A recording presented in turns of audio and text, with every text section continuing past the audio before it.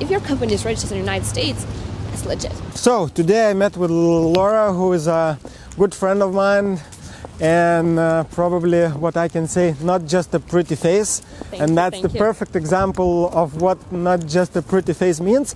And I'll let her introduce herself by what she is doing. So now gonna introduce me? I'll let you introduce yourself. Okay. So hey everyone, my name is Laura Cornelia Namidnova, and I do international marketing and PR for tech companies, and now I focus on ICOs and blockchain. What is PR? Public relations. Basically marketing and communications. All right, and what the hell is ICOs and blockchain? I hear people asking. Oh, that's a tough question. So let's start with ICOs. So ICOs actually come from blockchain and bitcoins. It's basically sort of a new way how you can crowdfund money. How can you raise money for your company and not do simple VC investment or just crowdfunding? You can literally ask anyone like me, like you, like everyone here to fund your company and your idea. Okay, that kind of explains a little bit. It's like a very short answer. Yeah, what ICOs are. And I don't know, people seem to be crazy these days about all those ICOs, and for me it looks like it's that buzzword that is spread all around the world, and less companies, if any, are talking about what they are actually doing. So how about that? How do you know if if the company is doing something good, or is it just like whatever vehicle to collect the money? So basically, there are a lot of companies out there who actually need money, but they don't trust institutional investors, they don't trust VC, because usually if you take money from someone, it comes with a lot of baggage and not necessarily the positive one. Okay. That's why some of them decide to do an ICO. But some of the companies, of course, they just want the money and they want to just cash out from a lot of people who bought bitcoins when they cost, I don't know, 200, 500, even a few thousand, and they don't really understand the value they have. They don't understand the money they actually possess. And with nice marketing, nice website, some kind of media presence, it's all about actually marketing. Yeah. In ICOs, you can actually raise quite a lot of money, quite a lot of capital. Some of them even uses very buzz fancy words to describe their technology, to describe what they're doing, but not actually knowing what to do. Or, for example, what I see as a big trend, you get some programmers, you get some PhDs or some legit people who look like they have some kind of technology. They create a white paper. White paper is basically like a description of what you're doing. Yeah, like a kind of business plan. And you put a lot of buzzword, you put a lot of fancy technology descriptions or something. Okay. And that's how you try to sell that your product actually needs 2-3 times more amount of money to actually build. Let's see if it's, I don't know, some kind of software or a product. And then let's see, you need actually 1 million to build it, honestly, but then you ask for 3 million. Or 30 million. Or 30 million. That's another thing. Yeah, because these days it seems to be that numbers are out of this world, and they look normal in the sense of like all those ICOs, but when you think about it in the real world, it's like huge numbers that people were not thinking about before or were not imagining before, right? It's actually a big trend. When, for example, in startups, people try to bootstrap their companies. They try to first raise 50K, 100K to have like some kind of seed investment, and then they only ask for more. Yeah. Here in ICOs, give us 10 million, give us 20 million. We already have everything ready, which I don't think it's the right way. But there are a lot of companies who actually do escrows. So what is escrow? So let me tell you. So basically, let's say, raise 10 million, but you say you're gonna get only first million at first, and if you're gonna succeed some kind of milestones or KPIs you have for yourself, only then you can unlock the second part of the money. And usually some very, let's say, influential people in the crypto industry have sort of like virtual keys to unlock the money if you actually succeeded. Or companies do few ICOs. So let's say there's ICO just for some kind of first MVP or that version.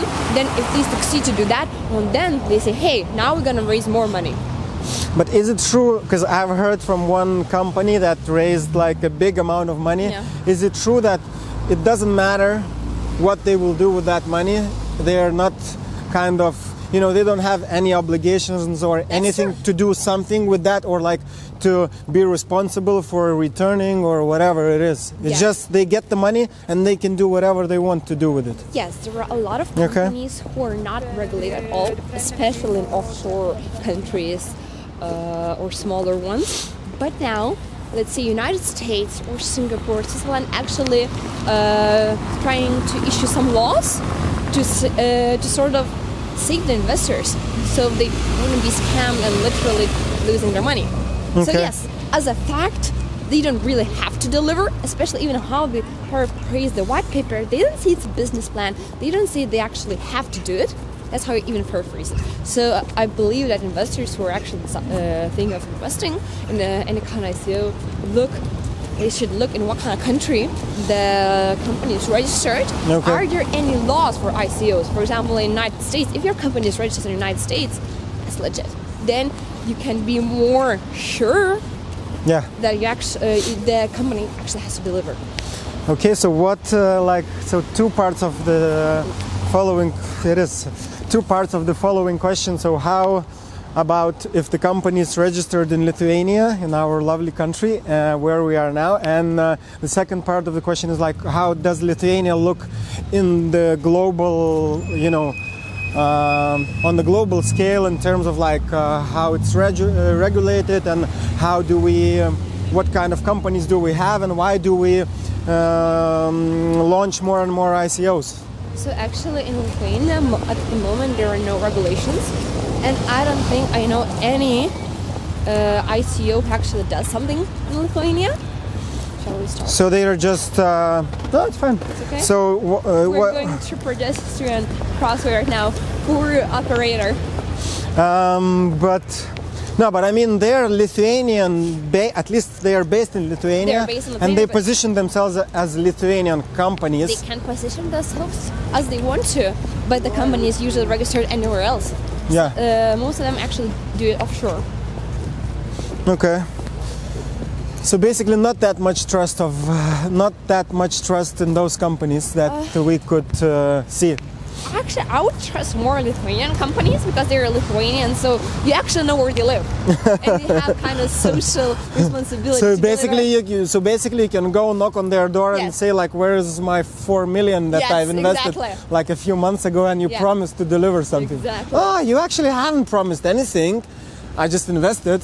Yeah, but still, at least they have social responsibility to deliver. Okay.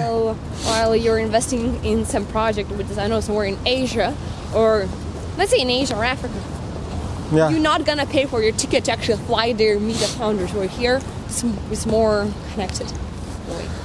All right. Well, that makes a bit sense. A bit. A bit. It's a bit tricky world. A bit.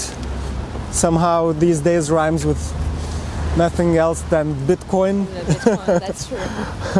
A friend of mine actually released a book recently, which is called, in English it would be Bitonomia in Lithuanian. And like he said, and then I've heard from other people that a lot of people were kind of mistaken with the Bitcoin, because they thought it's about Bitcoins. But I mean, it's something related to that because it's about online business, but it's not about Bitcoins, directly. So so that was a funny story.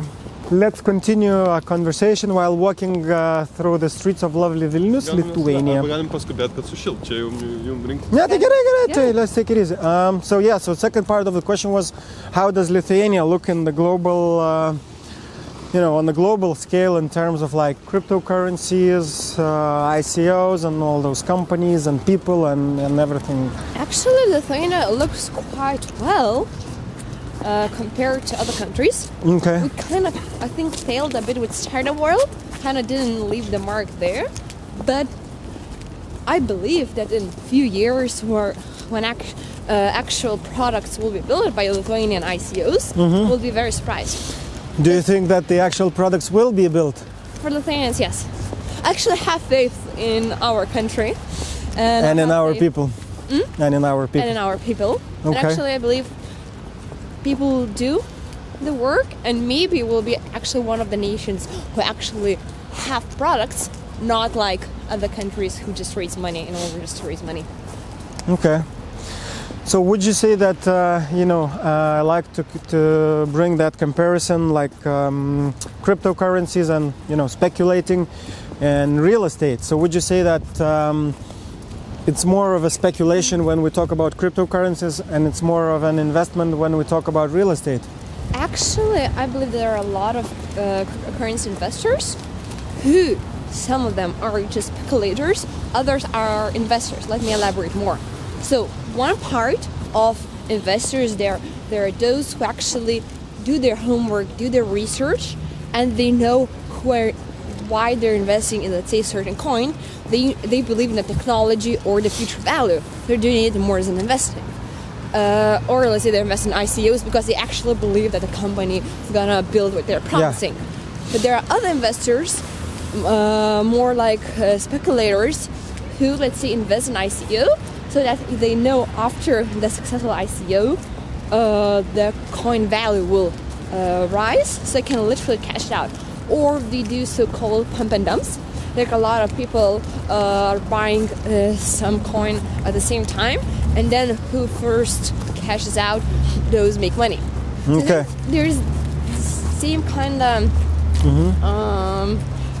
equivalent of some of the speculators in the real estate industry. For example, some people just invest in, I don't know, apartments or houses because they know in that area the value will increase over the years. But there are others who, let's say, buy just a project when the it's being built. Yeah, while it's being built, and then just cash it out when actually the project is done. I think it's actually the same. There are in both. There are both. Speculators and investors in both fields, and it's just like.